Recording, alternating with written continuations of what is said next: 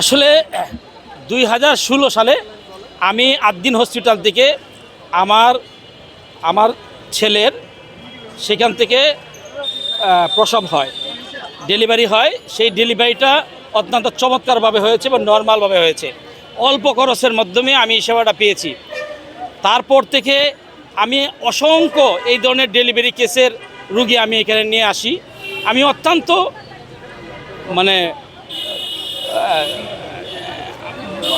হসপিটালের যে চিকিৎসা, সেই চিকিৎসাটা এত সুন্দরভাবে পেয়েছি, সেটা আসলে আপনাকে বলে বোঝাইতে পারবো না।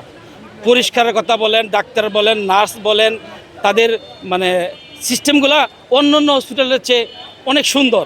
যার ফলে এই সেবা গ্রহণ থেকে যখন মানুষ বঞ্চিত হবে, তখন আমার নিজের কাছে একজন সচেতন মানুষ হিসাবে আমার নিজের কাছে খারাপ লাগবে, আপনার কাছেও খারাপ লাগবে।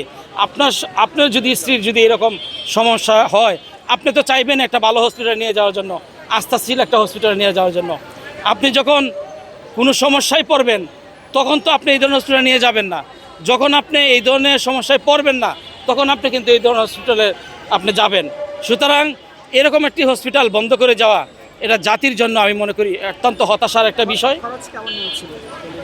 আমার ওইখানে আমাকে আপনি দেখেন, আমার এক আত্মীয় গত কিছুদিন আগে আপনার আয়শা মেমোরিয়ালে সেখানে একটি বাচ্চা সিজার হয়েছে। সেখানে খরচ হয়েছে প্রায় 1 লাখ টাকার উপরে।